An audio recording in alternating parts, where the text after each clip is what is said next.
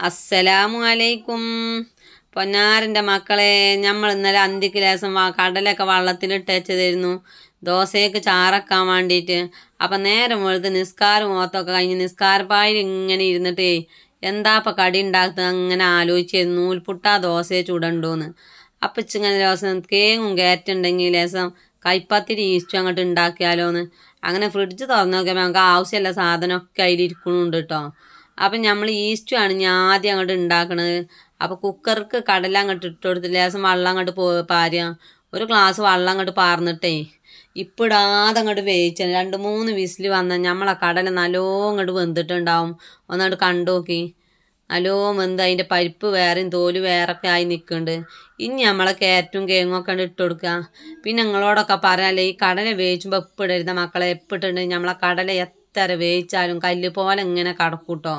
കടല വെന്തിട്ട് ലേസപ്പം അങ്ങോട്ട് ഇട്ട് കൊടുത്താൽ എളുപ്പമുണ്ട് പരിപാടിക്ക്.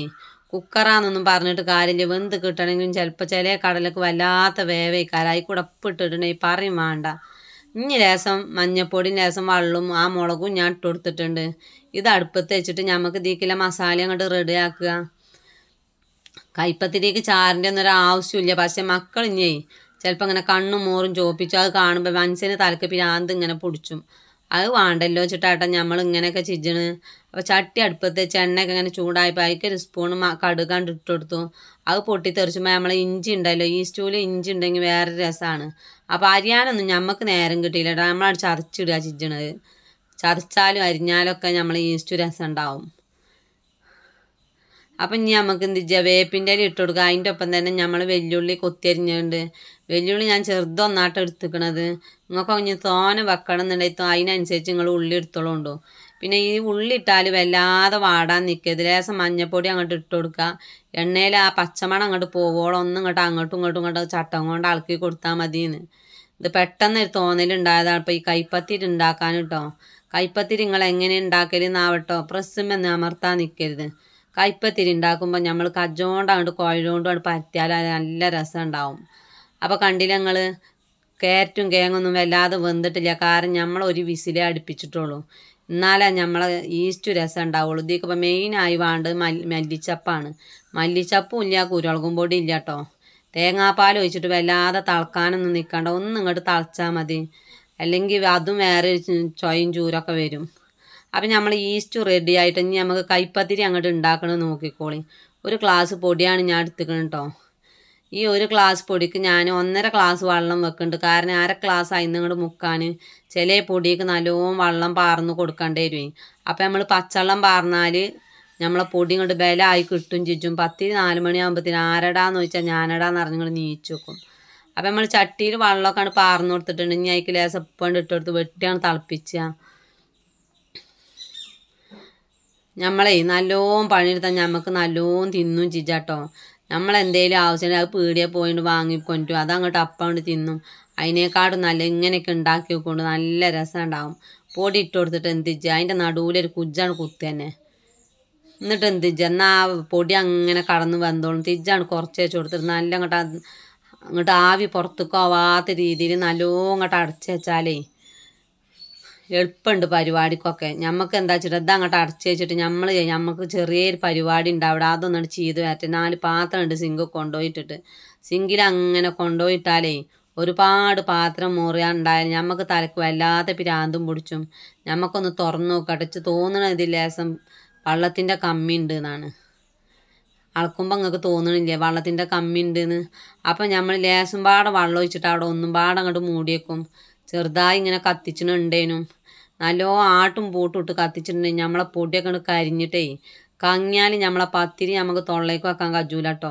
അത് നല്ലോ നോക്കിക്കോളുണ്ടോ. അപ്പം നമ്മൾ പിന്നെ രണ്ടാമതും വെള്ളം പാർന്ന് നിങ്ങൾ കണ്ടില്ലേ.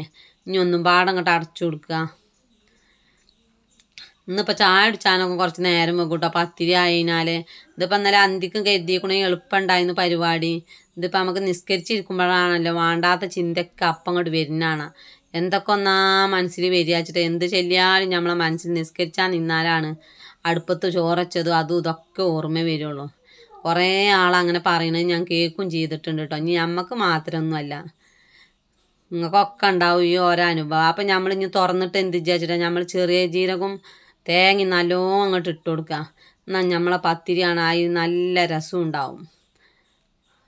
നമ്മളെ ചട്ടി അങ്ങോട്ടും ഇങ്ങോട്ടൊക്കെ ഇങ്ങനെ നീങ്ങുന്നുണ്ട് കേട്ടോ. ഇനി കമൻറ്റിൽ നിങ്ങൾ അതൊന്നും എഴുതാൻ നിൽക്കരുത്. വെള്ളം പിന്നെയും കമ്മിയാച്ച് തോന്നി. അപ്പം ഞാൻ ലേശം പാടം അങ്ങോട്ട് ഒഴിച്ചു കൊടുത്തു. കാരണം ഒന്നായിട്ട് ഒഴിച്ചു കൊടുത്താലേ നമ്മൾ കുഴക്കുമ്പോൾ ചിലപ്പോൾ അതുകൊണ്ട് വല്ലാതെ മെനക്കിടും.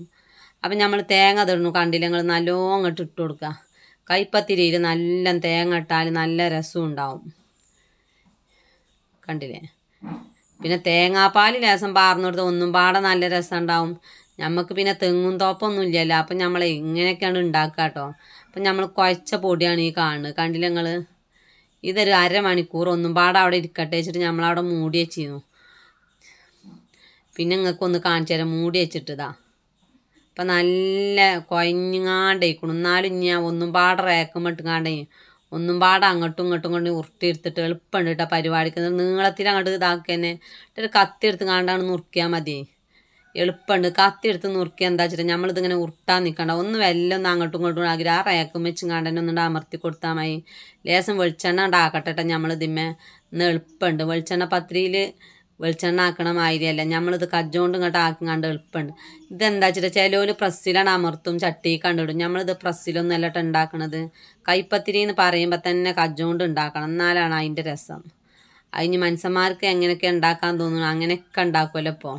ഇപ്പോൾ എന്തുണ്ടാക്കിയാലും പണ്ടത്തെ രസമൊന്നും ഇല്ല അറിയും. ഇത് പിന്നെ ഇവിടെ ഉണ്ടാക്കിയ ബാബുകാക്കൂനൊക്കെ നല്ല ഇഷ്ടാട്ടോ.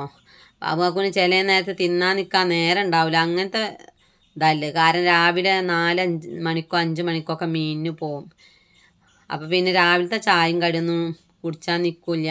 അപ്പം നമ്മൾ ഉണ്ടെങ്കിൽ ലേശം എടുത്തേക്കും. ഇങ്ങനെയൊക്കെ ഉണ്ടാക്കുമ്പോൾ എന്തായാലും എടുത്തേക്കൂട്ടോ. ദോശ ഇതൊന്നും നമ്മൾ എടുത്തേക്കില്ല. പത്തിരി ചപ്പാത്തിയൊക്കെ ആകുമ്പോൾ ആദ്യം ബാബുകാക്കൂനെ അവിടെ മാറ്റിയേക്കും. എന്നിട്ടേ നമ്മൾ ചായ കുടിച്ചായിരിക്കുള്ളൂ. കണ്ടില്ലേ?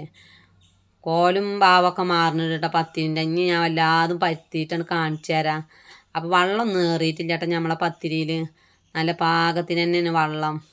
അപ്പം നമ്മളിനി ഇത് പാത്രത്തിലിട്ട് അട്ടി ഇങ്ങോട്ട് കാണിച്ചു തരുമ്പോൾ നോക്കി നോക്കി എത്ര എളുപ്പമുണ്ട് വെച്ചിട്ട് ഇതിനൊക്കെ. കുറച്ചു നേരം നിൽക്കുകയൊക്കെ വേണം. എന്നാലല്ലേ നമുക്ക് തിന്നാനും പറ്റുള്ളൂ.